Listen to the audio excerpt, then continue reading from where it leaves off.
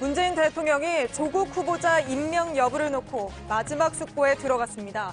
다른 장관급 후보자 5명도 있는 만큼 늦어도 내일은 최종 발표를 할 것으로 보입니다. 검찰이 조만간 조국 후보자 부인 정경심 교수를 불러 조사할 것으로 알려졌습니다. 이런 가운데 조 후보자 딸의 동양대 표창장과 생활기록부 등에 대한 유출 논란도 커지고 있는데 뉴스룸에서 잠시 뒤 짚어보겠습니다. 태풍 링링이 몰고 온 강풍으로 교회 첨탑이 떨어지는 아찔한 사고가 곳곳에서 일어났습니다. 태풍이 올 때마다 첨탑이나 옥외 광고판이 떨어지며 안전을 위협하는데 막을 방법은 없는지 현장 취재했습니다. 음주운전 사고를 낸 자유한국당 장제원 의원 아들 가수 장용준 씨가 운전자 바꿔치기까지 시도한 정황이 포착되면서 논란이 이어지고 있습니다.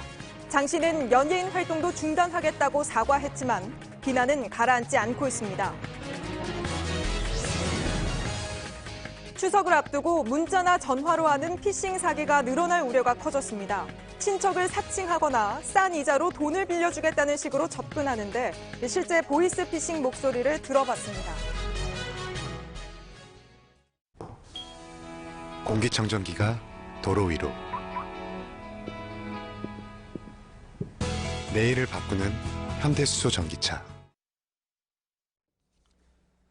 조국 법무부 장관 후보자를 임명할 것인지 문재인 대통령의 고민이 길어지고 있습니다. 법적으로는 어제부터 임명을 할 수 있게 됐지만 일단 주말 휴일은 넘길 것 같습니다. 청와대 관계자는 대통령이 다양한 그룹의 자문을 듣고 숙고하고 있다고 말했습니다. 지금 총리 공관에선 고위 당정청 회의가 열리고 있는데 일단 임명해야 한다는 기류에는 변함이 없는 모습입니다. 먼저 청와대 연결해 보겠습니다. 박소연 기자가 연결돼 있습니다. 박 기자, 문 대통령이 오늘 조국 후보자 임명할 거란 관측도 있었는데 일단 오늘은 발표가 없다고 봐야겠죠? 네, 그렇습니다. 검찰의 조 후보자 배우자 기소가 막판 변수가 되고 있다, 이렇게 봐야 할 것 같습니다. 당초 청와대 내부 분위기는 조 후보자가 청문회에서 여러 가지 의혹에 대해 충분히 해명을 했다, 이런 분위기였는데요. 청문회 막판에 조 후보자 배우자가 재판에 넘겨지면서 상황이 복잡해졌고 그만큼 대통령의 고심도 깊어졌다는 게 중론입니다. 물론 검찰의 기소만으로 위법 여부를 단정할 수는 없지만요. 장관직 수행과 그리고 검찰 개혁에 적지 않은 부담으로 작용할 수 있기 때문입니다. 예. 오늘 하루 종일 청와대 내부 기류를 봤을 텐데 조 후보자를 임명해야 한다는 기류에는 지금 변함이 없는 거죠? 네, 청와대 핵심 관계자가 오전에 기자들과 만났는데요. 대통령이 임명을 결정할 수 있는 시간은 어제부터 시작됐고 그렇기 때문에 어제부터 모든 게 열려 있다면서도 하지만 현재로선 정해진 게 없다라고 말했습니다. 문 대통령은 여권 고위 관계자 등 다양한 그룹들로부터 자문을 받고 있는데요. 숙고의 시간을 이어가고 있는 것으로 보입니다. 다만 조 후보자 임명 기류가 변한 거냐 여러 여권 관계자들한테 물어봤는데요. 기류가 변하진 않았다는 답변이 대다수였습니다. 다만 검찰개혁의 불가피성, 임명을 철회할 경우 국정운영 동력이 눈에 띄게 떨어질 수 있다는 점 때문에 되돌리긴 어렵다는 게 중론입니다. 예. 자, 문 대통령이 숙고의 시간을 가지고 있다라고 청와대 관계자가 이야기를 했습니다. 특히 어떤 부분을 깊이 생각하고 있다고 볼 수가 있을까요?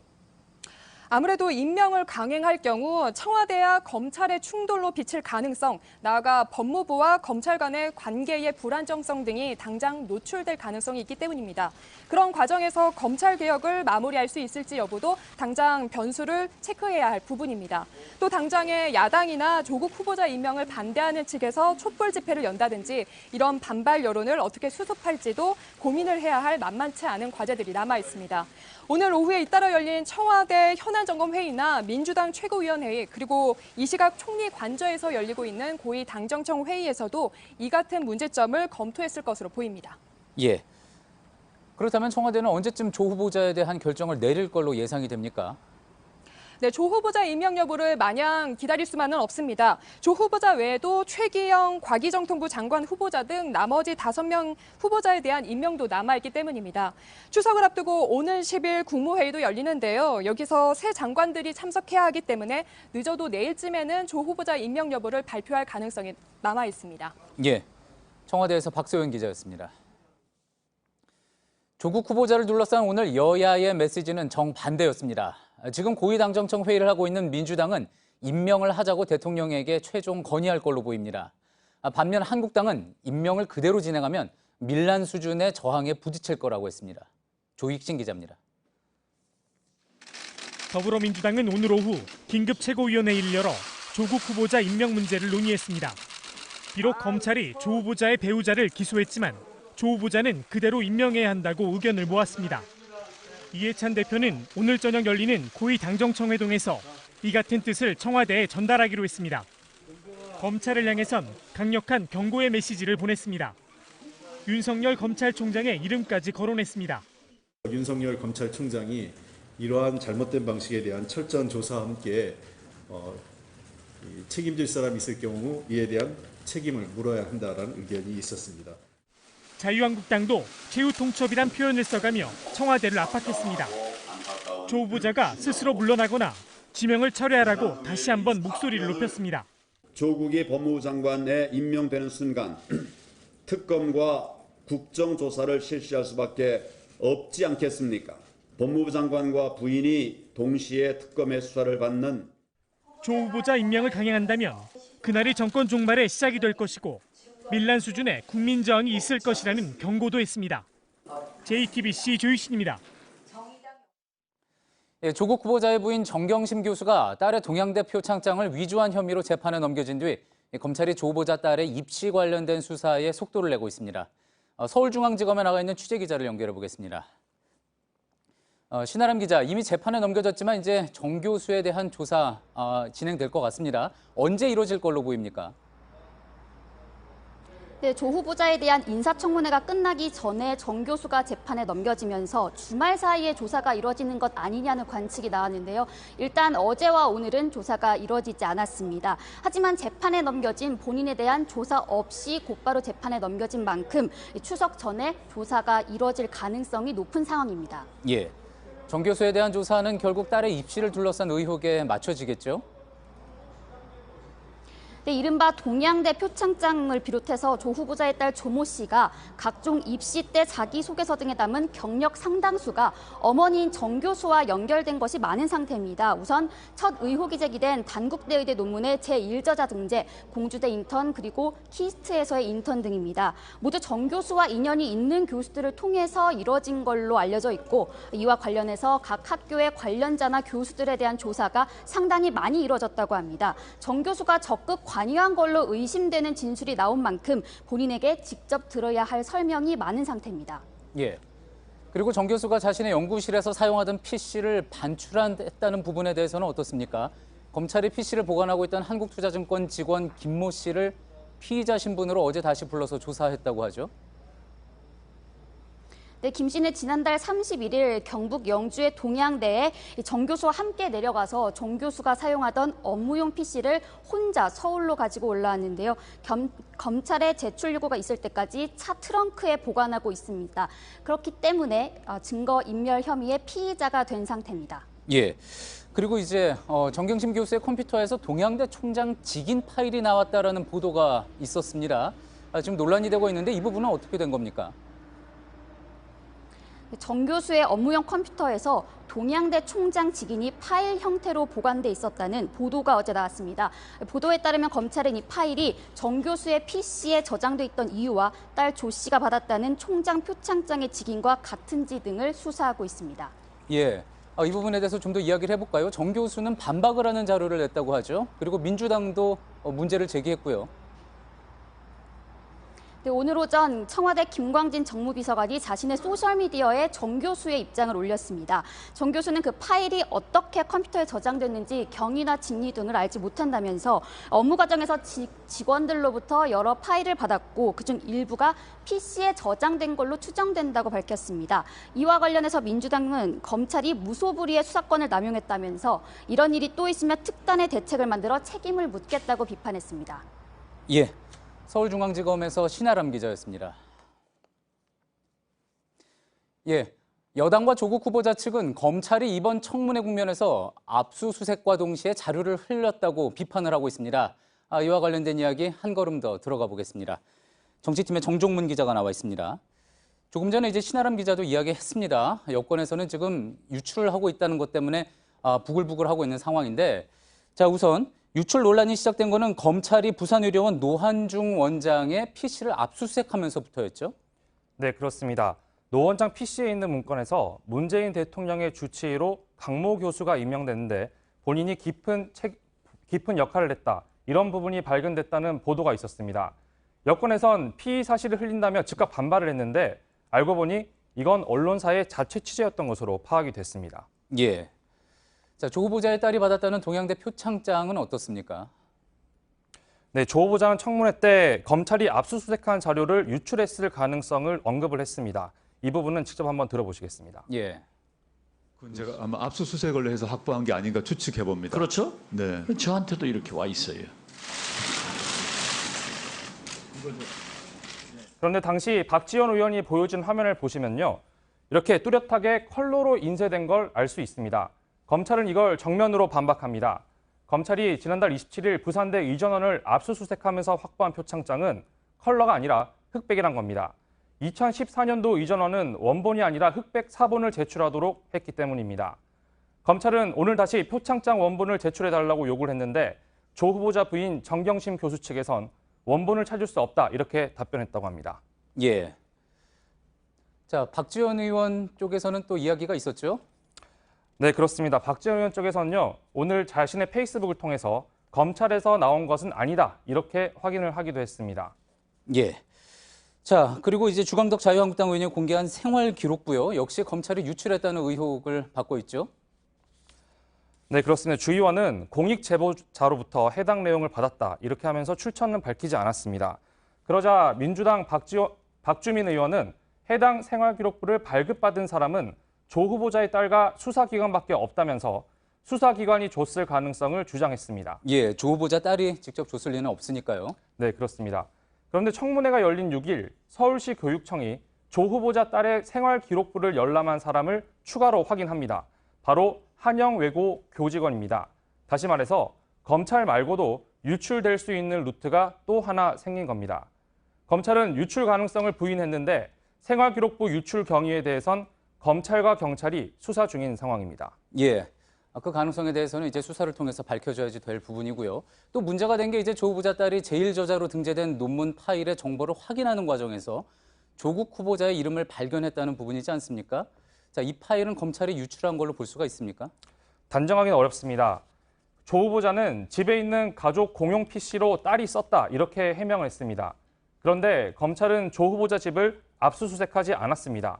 따라서 어디서 흘러나갔는지는 향후 수사에서 밝혀내야 할 부분입니다. 예, 잘 들었습니다. 정종문 기자였습니다.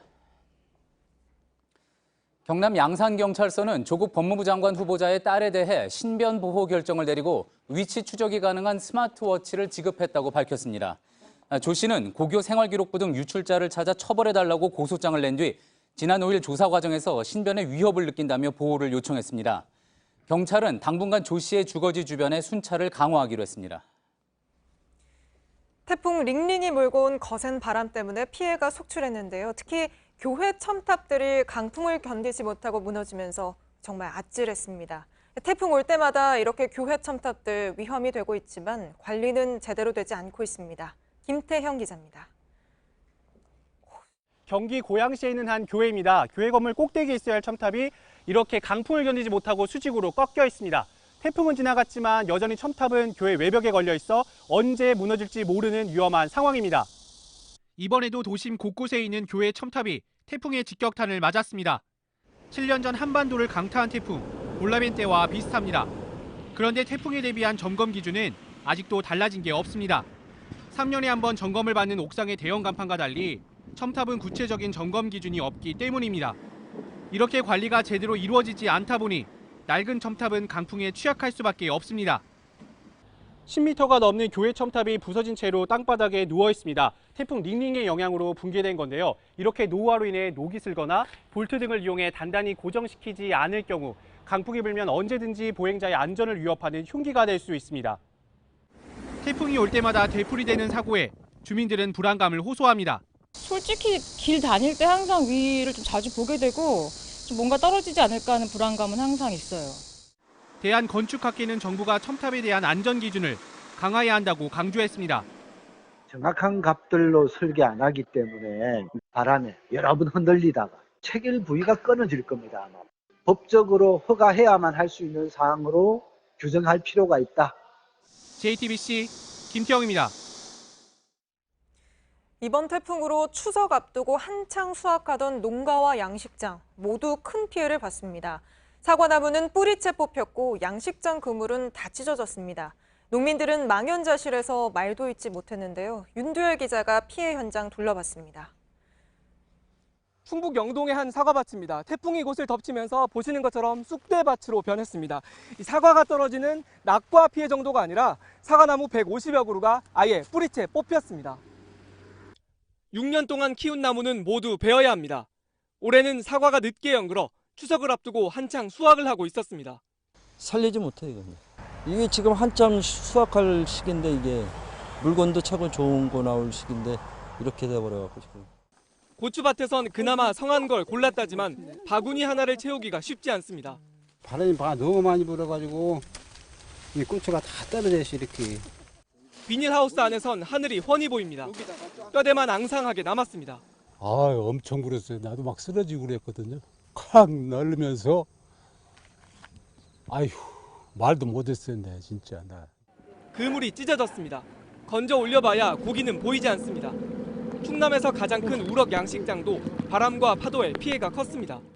보시는 것처럼 양식장 작업대 곳곳이 부서져 있습니다. 저쪽을 보시면요, 부표통이 위쪽으로 향해 있는데 강한 바람에 양식장이 아예 뒤집힌 겁니다. 그냥 애타는 마음 잡고 그냥 바깥에서 기도만 하고 있었습니다만 파도가 높으니까 그 양식장을 뒤덮고 간다는 얘기입니다. 태풍 링링으로 전국에서 농지 14,500헥타르가량이 피해를 입었습니다. 전남 흑산도에선 전복과 우럭 양식장이 부서졌고 제주에선 넙치 2만 2천 마리와 돼지 500마리가 폐사하는 등 피해가 잇따랐습니다. 내일부터 지자체와 보험사에서 본격적으로 집계를 시작하면 피해 규모는 더 커질 것으로 보입니다. JTBC 윤두열입니다. 태풍은 지나갔지만 나무와 전신주가 기울거나 축대가 무너지는 등 불안한 곳이 한두 군데가 아니죠. 지금 신고도 많이 들어오고 있다고 하는데요. 2차 피해를 막기 위한 소방대원들의 출동 현장, 김재현 기자가 함께 가봤습니다.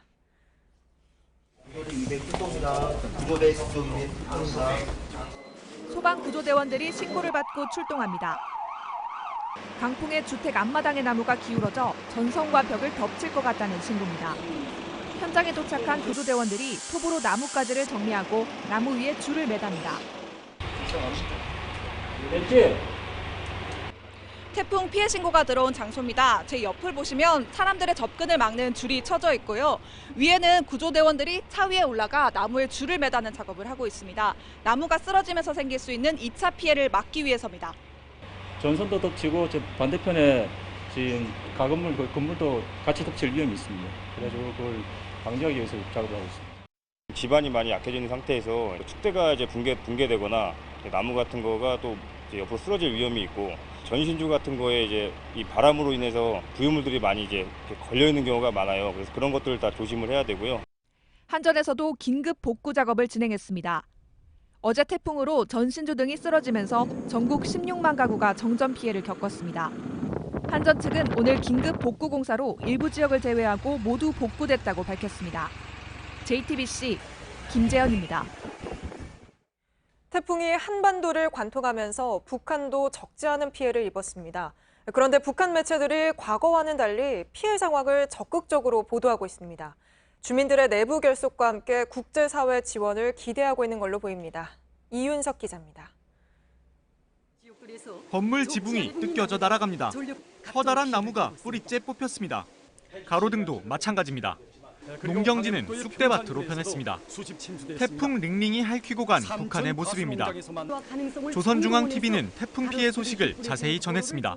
이번 태풍으로 황해 남북도 지역을 비롯한 우리나라 일부 지역들에서 적지 않은 피해를 받았습니다. 피해 상황을 빠르게 보도한 것도 이례적이지만 방송 자체도 달라졌습니다. 2명의 앵커가 스튜디오가 아닌 곳에서 모니터를 배경으로 진행을 합니다. 복구 작업에 투입된 인민군의 모습도 바로 공개했습니다. 전형적인 재난특보 형식입니다. 북한에서 쉽게 볼 수 없었던 장면인 만큼 다양한 분석이 나옵니다. 김정일 시대에는 제 소식을 짤막하게 보도하는 특징이 있었다면 있는 그대로 조금 보여주려는 것이 아니겠느냐 생각되고, 내부적으로는 체제 결석을 끄면서 국제사회부터 지원을 얻는 데 있어가지고 투명성 제고. 이런 가운데 태풍 링링의 여파로 북한의 식량난이 더 심해질 것이란 우려가 나옵니다. JTBC 이윤석입니다. 일본에서는 아베 총리가 오는 11일 개각에서 고노다로 현 외무상을 우리로 치면 국방장관인 방위상에 임명할 거다, 이런 관측이 나왔습니다.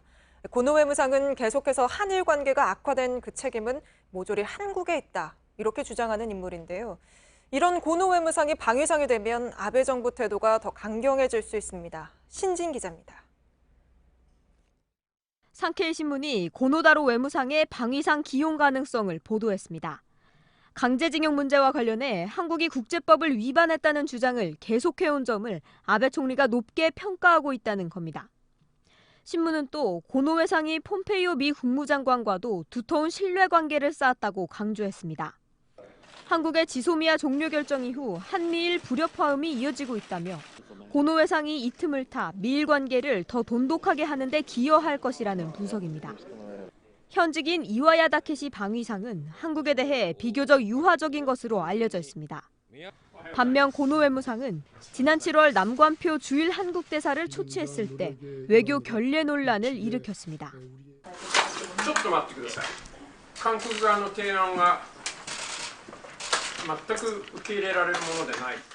이런 고노가 방위상으로 자리를 옮길 경우 한국 책임론에 더 큰 무게가 실릴 것으로 보입니다. 고노 외무상은 최근 블룸버그에도 한일 관계 악화 책임은 한국에 있다는 취지의 긴 기고문을 실었습니다. JTBC 신진입니다.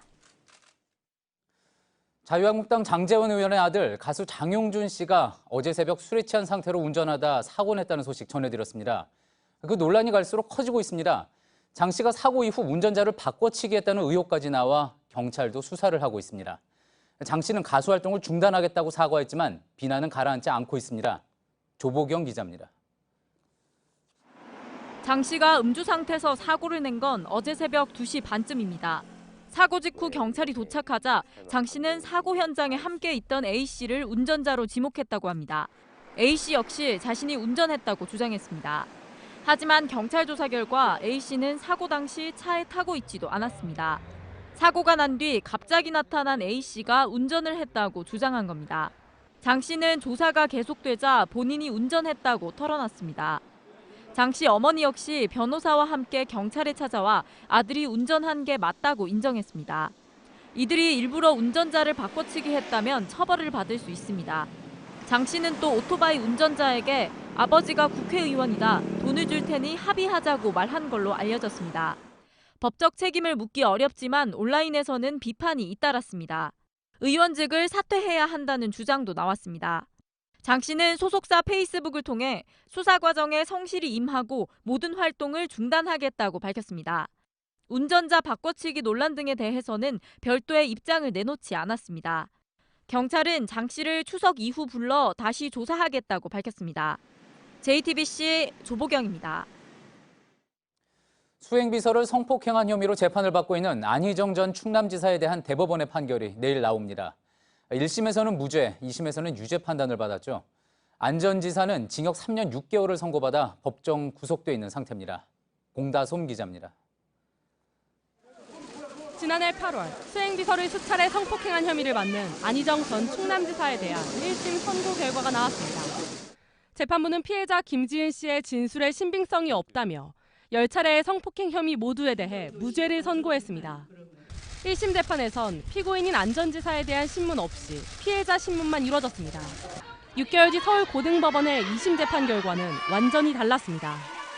재판부는 안 전 지사와 김 씨를 모두 법정에 불러 당시 상황을 직접 묻고 답을 들었습니다.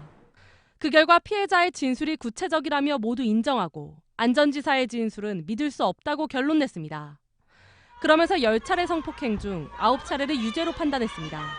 재판부는 징역 3년 6개월의 실형을 선고하고 안 전 지사를 법정 구속했습니다.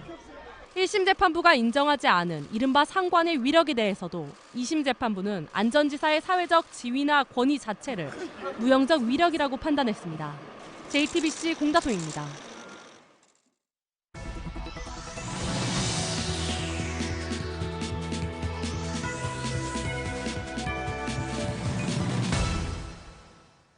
명절 앞두고 특히 조심하셔야 할 게 바로 피싱입니다.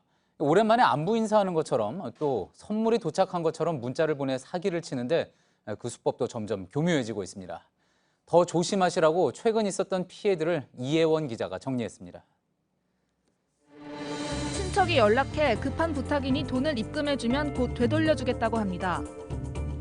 회사 동료가 결제 오류가 났다며 대신 상품권을 사달라고 부탁합니다. 프로필부터 말투까지 자연스럽지만 모두 사기입니다. 그 지인한테 좀 뭔가 도움이 되고자 해가지고 10만 원짜리 10장이어가지고 100만 원이잖아요.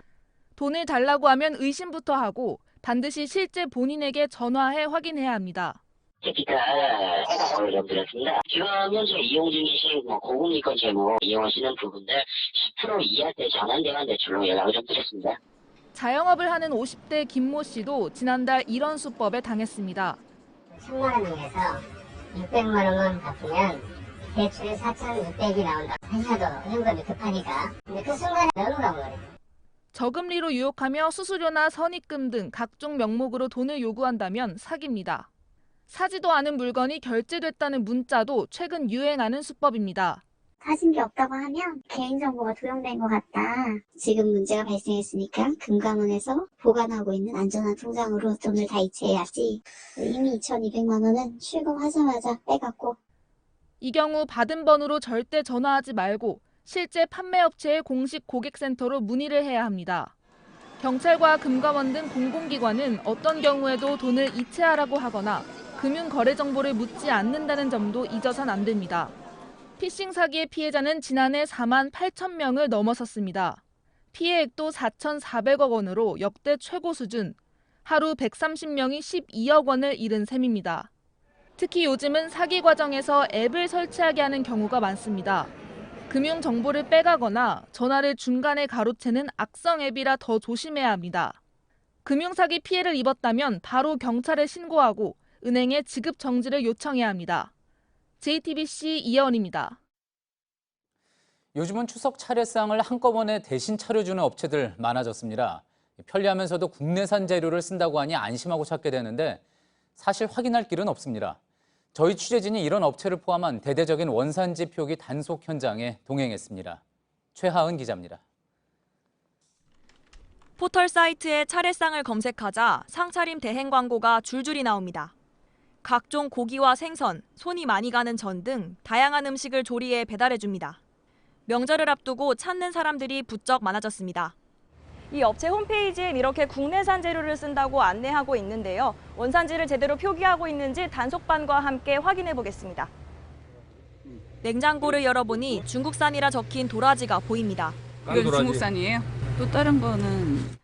우리 농산물이라 표기한 품목 중 4개를 수입산으로 쓰고 있었습니다. 실제 원산지 좀 계속 기재해 주시겠어요? 중국하고 콩나물은 몰라.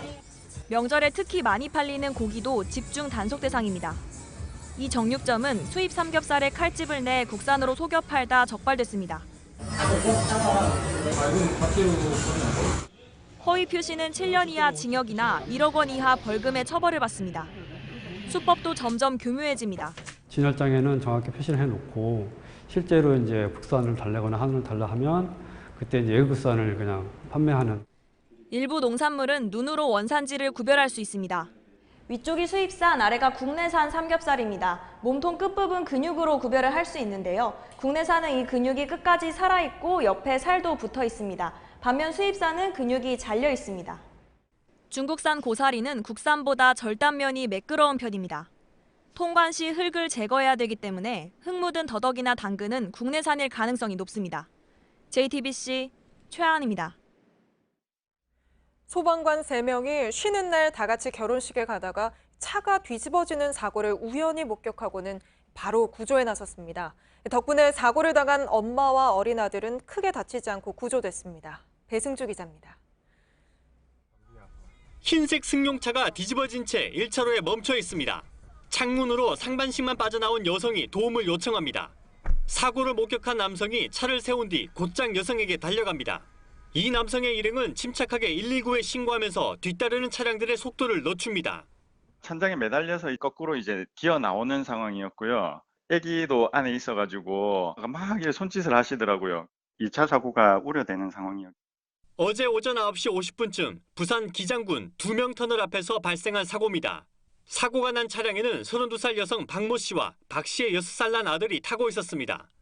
현직 소방관 3명이 우연히 이 사고를 목격했습니다. 휴무일에 지인 결혼식에 참석하려고 함께 가던 중이었습니다. 이들은 먼저 다른 차량이 사고 차량을 비켜가게 유도한 뒤 박 씨와 아이를 안전하게 구조했습니다. 그리고 구급차가 도착하기 전까지 자신들의 차량으로 옮겨 안심시키고 응급처치까지 했습니다. 말하지 않아도 되고 서로 알고 이렇게 손발이 맞게 그때 됐던 것 같아요. 순간적으로.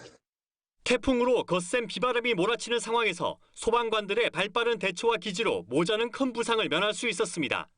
JTBC 배승주입니다.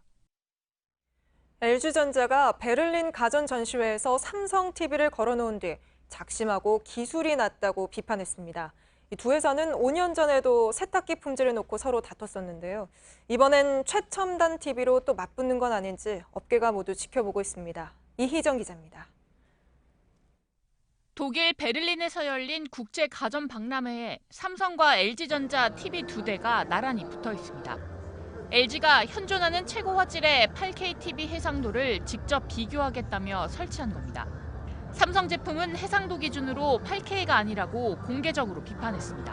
일부 50%의 화질 선명도를 넘지 않는 TV들은 8K TV이지만 실제로는 4K TV, 4K 정도의 해상도를 구현할 수밖에 없게 되어 있습니다. 국제 기준상 8K는 화질 선명도가 50%를 넘어야 하는데 삼성전자는 12%로 여기에 미치지 못한다는 주장입니다. 삼성 측은 공방이 확산되는 걸 자제하면서도 불편한 속내를 숨기지 않았습니다.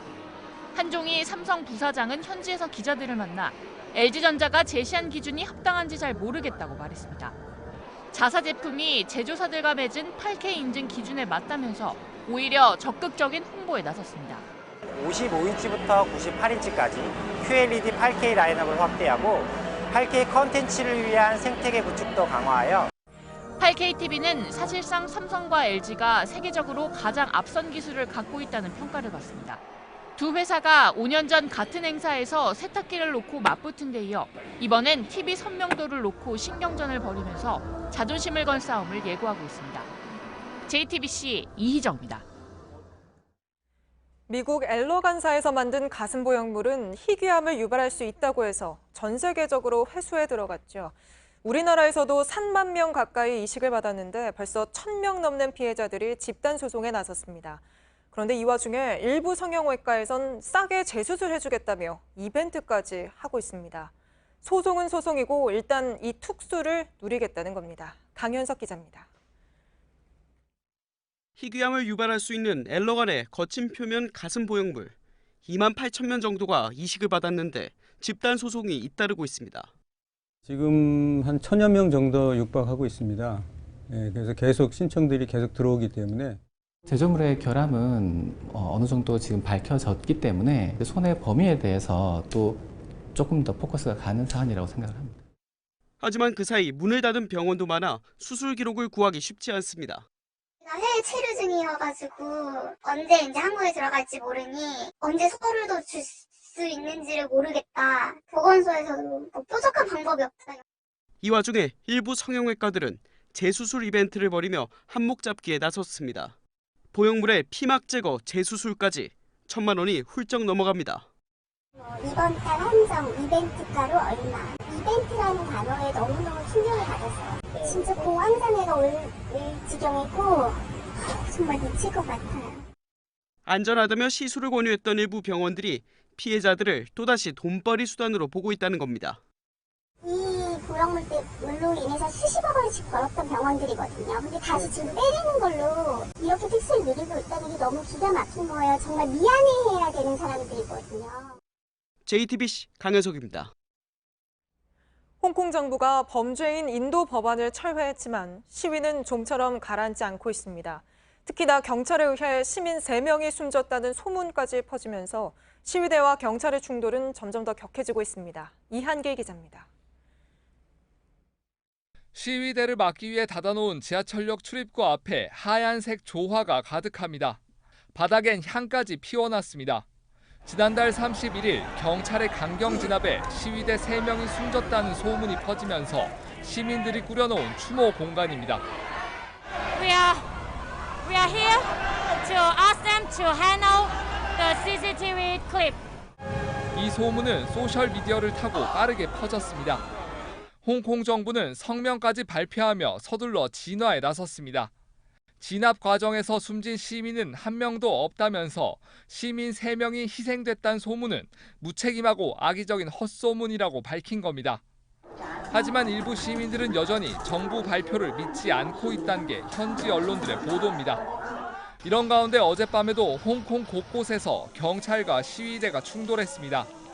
경찰은 최루탄과 고무총을 쐈고 시위대는 이에 맞서 불을 지르고 레이저 포인터를 쐈습니다. 오늘 낮에는 미국 총영사관 앞에서도 시위가 열렸습니다. 시위대는 미국 의회가 논의 중인 홍콩 인권 관련 법안을 빨리 통과시켜 달라면서 홍콩 사태에 대한 국제사회의 관심을 촉구했습니다. JTBC 이한길입니다. 서울시가 119 광역수사대가 구급대원을 폭행한 30대 남성을 처음으로 구속해 수사하고 있습니다. 119 광역수사대는 소방차 출동을 방해하거나 구급대원을 폭행하는 걸 막기 위해 지난해 출범했습니다. 이번에 처음으로 구속된 남성은 신고를 받고 출동한 119 구급대원 턱을 때리고 욕설을 한 혐의 등을 받고 있습니다. 보일러실을 통해 이혼한 부인 집에 몰래 들어가서 전 부인을 살해한 30대 남성에게 징역 30년이 확정됐습니다. 대법원은 별거 중에도 피해자를 성폭행해 유죄 판결을 받고도 반성하지 않았다고 지적했습니다. 김 씨는 별거하던 중 부인을 성폭행해 집행유예를 선고받고도 이혼한 뒤에 전 부인 집에 침입해 범행을 저질렀습니다. 오늘 오전 중국 서부 쓰촨성에서 규모 5.4의 지진이 일어나 1명이 숨지고 29명이 다쳤습니다. 또 건물 17채가 무너지고 200채 넘게 부서졌다고 합니다. 중국 정부는 긴급 구조 활동에 돌입해 부상자들을 병원으로 옮기고 현장에 구조대를 파견했습니다. 네이버 일본 자회사 라인이 지난 4일부터 외국 제작자가 만든 스티커를 한국에서만 판매하지 않도록 조치한 것으로 전해졌습니다. 라인은 최근 문재인 대통령을 비하하거나 일본 우길기를 소재로 한 콘텐츠 등을 판매해 항의를 받는 등 물의를 빚어왔습니다.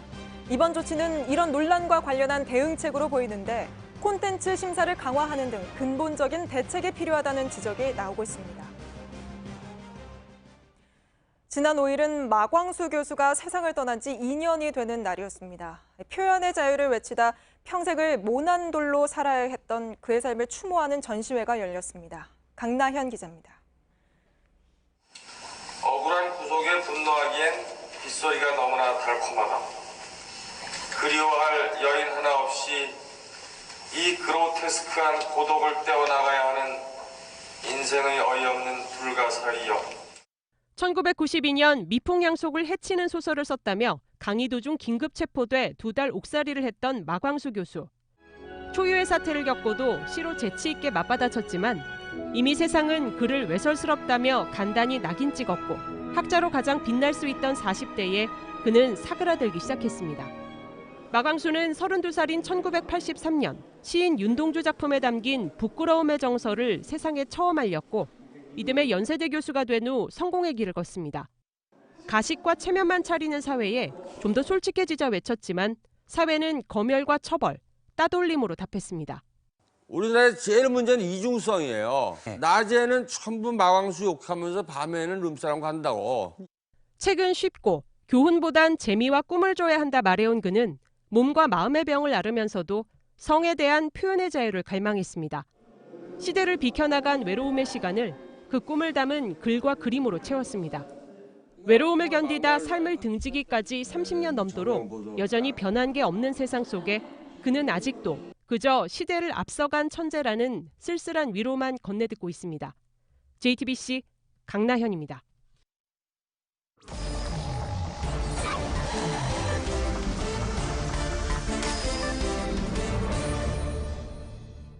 예, 비하인드 뉴스를 시작하겠습니다. 최재원 기자가 나와 있습니다.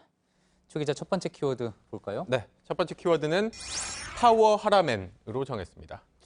무슨 일본말 같습니다. 무슨 이야기입니까? 네, 일본 얘기가 맞습니다. 이 아베 총리가 수요일쯤 11일쯤 이 개각을 단행할 것으로 알려지고 있고요. 또 집권당인 자민당의 인사도 할 것이라고 알려지고 있습니다. 예, 조금 전 저희 리포터에서 또 봤었죠. 고노 외무상이 자리를 옮긴다고 하네요. 네, 그렇습니다. 특히 이 한일 관계가 지금 워낙 안 좋기 때문에 그렇다면 외교 담당하는 새 외무상은 누가 될 것인가 이게 관심인데 지금 유력한 후보가 일본 언론들의 거론이 되고 있습니다. 이 모테기 도시미스 경제재생상 지금 외무상 기록이 유력한 인사이고 최근에 이 미국과의 이 무역 협상에서 좀 역할을 인정받은 언론인 출신의 엘리트 인사로 알려지고 있습니다. 예. 그런데 이 일본 언론들이 이 사람에게 붙인 별명이 있습니다.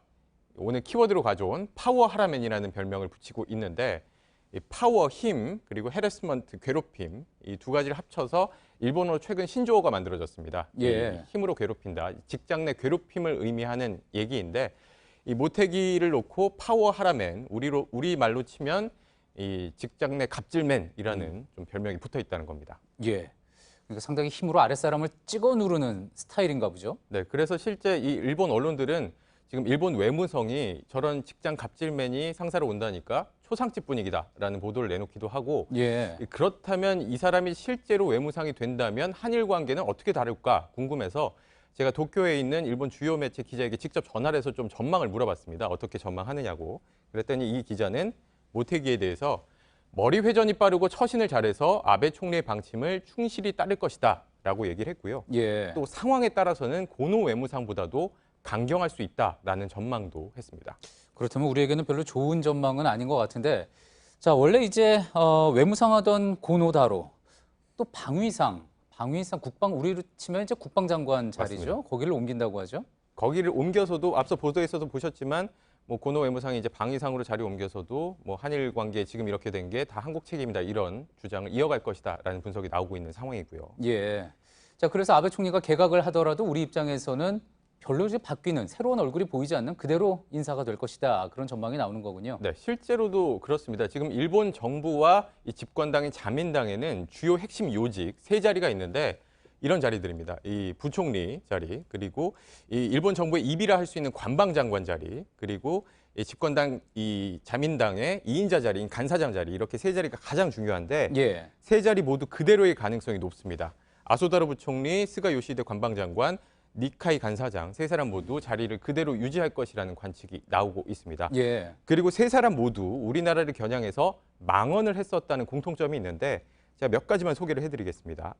아소다로 부총리 같은 경우에는 창씨 개명은 한국인이 원해서 했다라는 발언을 했던 인물이고 이 스가 관방장관 같은 경우에는 독도는 일본 땅이라고 반복적으로 주장을 했었고 오늘 같은 경우에도 방송에 나와서 지금 한일 관계가 이렇게 된 게 전부 한국 책임이다라고 발언을 했고요. 또 니카이 간사장 같은 경우에는 한국은 대화를 하는 데는 귀찮은 나라다라고 발언한 바가 있습니다. 예. 그렇다면 이렇게 그대로 내각이라면은 앞으로 뭐 개각을 한다고 하더라도 우리는 뭔가 분위기가 바뀔 것이다라고 기대하기가 힘들겠군요. 네, 일단 뭐 개각 결과를 좀 봐야겠지만 일단은 이 아베 총리가 자신의 측근들을 좀 전진 배치시키면서 친정 체제를 꾸릴 것이다라는 분석이 나오고 있고 그렇게 되면 일각에서는 이 지금 관계가 좀 더 험악해질 수 있다라는 분석도 하고 있습니다. 예, 그렇군요.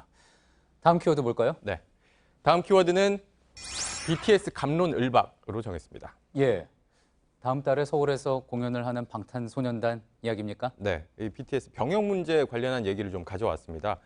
오늘 정부가 예술체육요원 제도를 유지하기로 방침을 세웠다는 보도가 나왔는데 다만 BTS나 뭐 20세 이하 월드컵에서 활약했던 이강인 선수 여기까지 대상을 늘리진 않을 거다라는 내용이 담겨 있었습니다. 예. 이 예술체육요원이라는 게 뭐냐면 이 메달 따고 상 받은 뭐 운동선수나 예술가들 4주 기초 훈련만 받고 군 복무 기간 동안은 자기 일 열심히 하면 군 복무 한 것으로 인정해 주는 것인데 뭐 기준은 올림픽 3위 이상, 아시안게임 1위, 또 국제예술경연대회 2위 이상, 국내 예술경연대회 1위 등입니다. 예.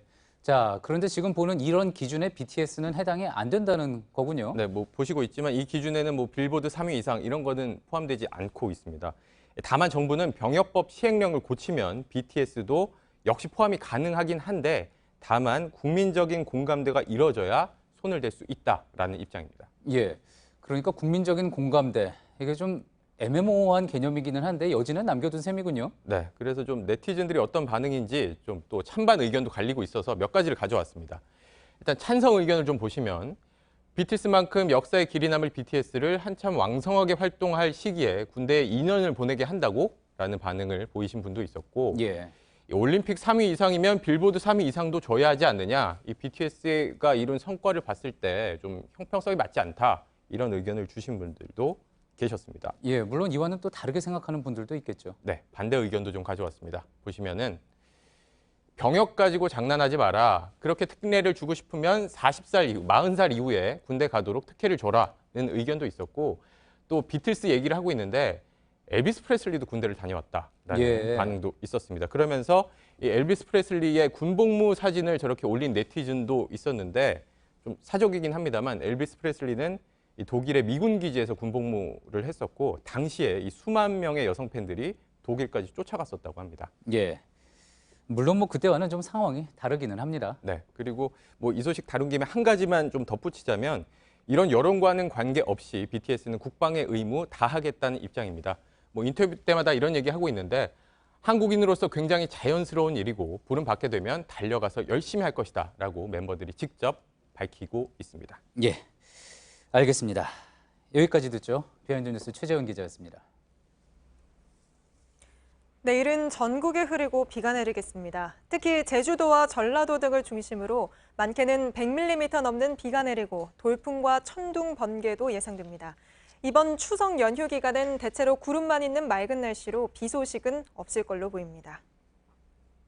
JTBC 뉴스룸, 저희가 오늘 준비한 소식은 여기까지입니다. 시청해주신 여러분 고맙습니다.